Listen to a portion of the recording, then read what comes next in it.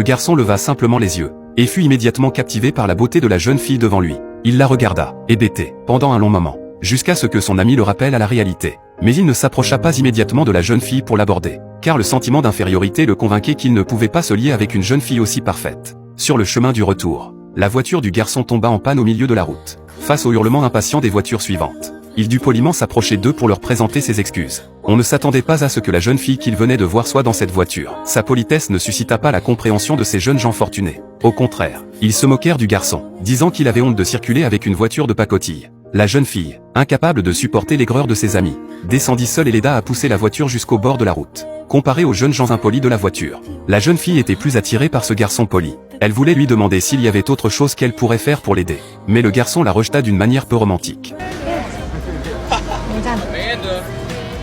C'est précisément pour cette raison que la jeune fille devint encore plus intéressée par ce garçon qui l'avait rejeté. Et le garçon n'était pas insensible aux sentiments de la jeune fille. Il savait simplement qu'il y avait un fossé infranchissable entre eux. Or, le lendemain, le garçon rencontra à nouveau la jeune fille. Elle lui dit que sa voiture était en panne et qu'elle voulait qu'il l'aide à la vérifier. Le garçon comprit immédiatement que la jeune fille avait volontairement endommagé sa voiture. Mais il ne la démasqua pas et la répara rapidement. Ensuite, il voulut inviter la jeune fille à un rendez-vous pour le lendemain. Mais les mots s'enlisèrent sur ses lèvres. Il n'osa pas les prononcer.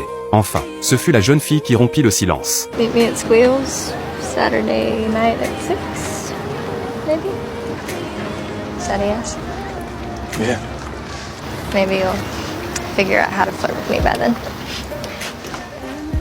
Sur le chemin du retour, le garçon était ravi.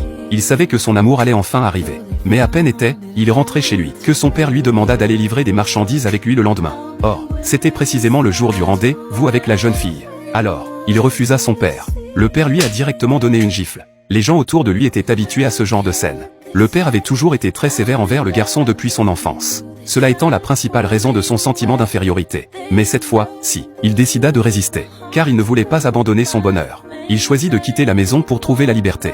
N'ayant nulle part où aller, il s'introduisit furtivement dans un abri, voiture pour se protéger de la pluie. Le lendemain matin, à peine il réveillé, que le propriétaire de la maison le prit pour un voleur.